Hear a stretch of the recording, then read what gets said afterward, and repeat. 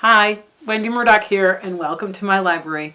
Today I'm going to read from Horsemanship and Horsemastership. This is Volume 1 of the Cavalry School Academic Division, Fort Riley Canvas, reprinted 1945.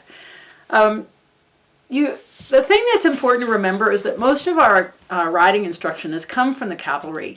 So horses were used in the military. When they ended the cavalry, these guys went into the general public and into the private sector.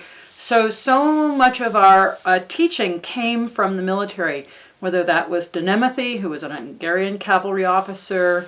And I mean, you can just think of a lot of people that, if you think back to your parents' instructors or your really early on instructors, they were ex-military guys. So we have to realize that it was designed for men, strong men, young, athletic, fit men, because back in those days, they worked hard. They didn't have automobiles, they didn't have computers, they had to labor in the fields. So these guys were strong and fit. And so a lot of the teaching that we see today is based on men. And one of the things that I try to do with my teaching is recognize that the majority of people riding today are women. So when you read some of the old text, and you have to consider who the audience was at the time and consider that in what they say.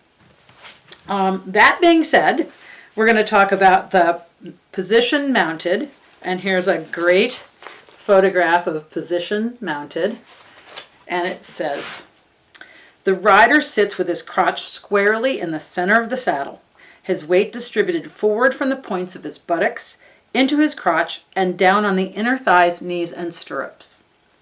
At the halt, the upper body, due to a slight forward inclination from the hips, is just in front of the perpendicular." So they're saying to be just a tiny bit forward. "Thus, its center of gravity is placed in front of the points of the buttocks.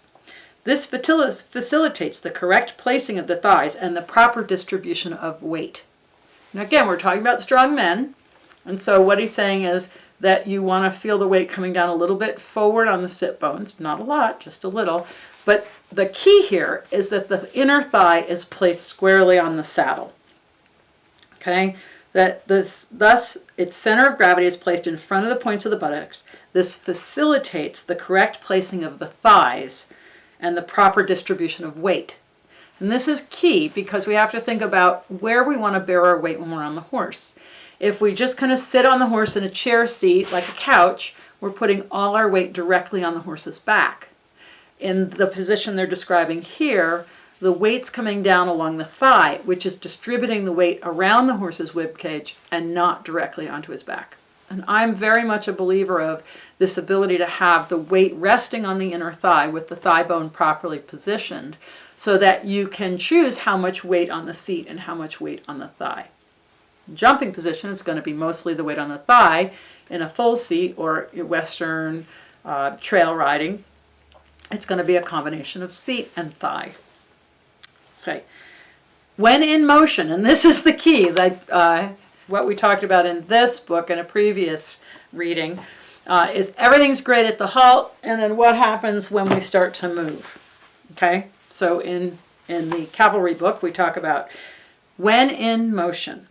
To be in balance, the upper body is inclined forward from the hips. And as we have said in her book, not hips cultural, but hip joints. And that's really important to keep in mind. So the upper body is inclined further forward from the hips. The lower thighs, knees, and legs remain in contact with the horse. So now we've got this lovely weight-bearing surface area of the thigh, and they even state the knee and the upper calf, okay, as your weight bearing. Heels sink at each stride, absorbing part of the shock and fixing the rider securely in the saddle. So in order for the ankles, knees, and heels to sink at each stride, they have to be able to absorb shock. They have to be able to move. The minute we fix that foot against the stirrup and brace, we have lost that shock absorption. So clearly in here, they're talking about shock absorption. And if you have to go 100 miles with 3 inches between your horse and your girth, it's real important that you can absorb the shocks. And that's what they would do as a test. Okay? Inclining the upper body to the rear or convexing the loins to the rear places the center of gravity of the upper body in the rear of the center of its base of support and causes the rider to sit on the fleshy parts of the buttocks. So in other words, if you round the back or sit back, you've got too much weight on your bottom, and that's going to be hard on your horse. This faulty position tends to raise the thighs and knees, weakens the seat, concentrates the weight toward the cantle of the saddle, and is unmilitary in appearance.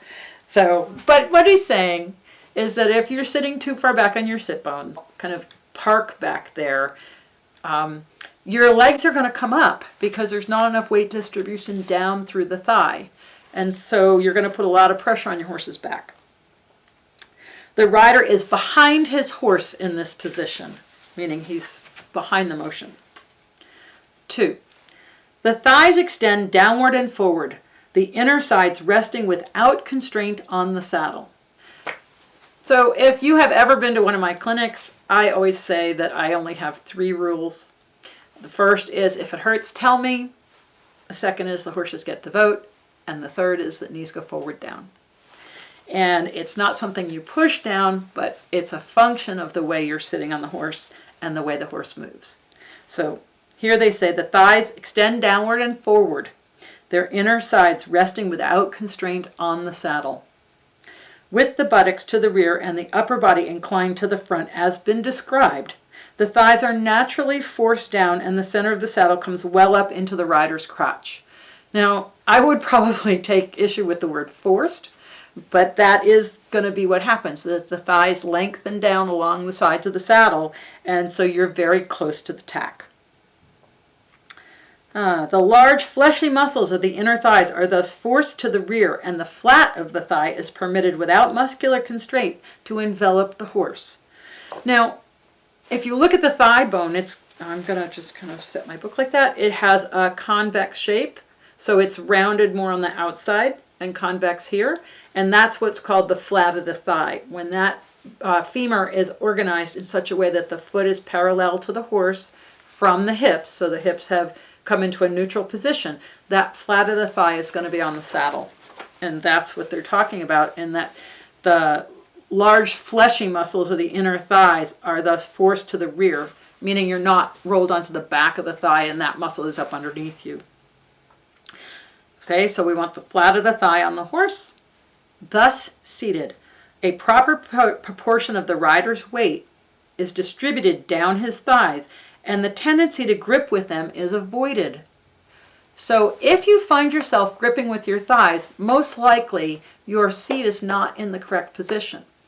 And this is where, there's the No Stirrups November, and while I think that's a great thing to work toward, I think it's really important to be in the right place before you do that no stirrups. Because otherwise, what you learn from taking the stirrups away is how to grip.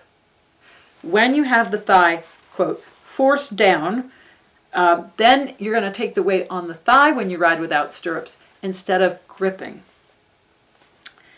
If the thighs are turned out excessively, contact of the knee and lower thigh with the saddle is lost, and the rider has neither the correct distribution of weight nor the proper base of support.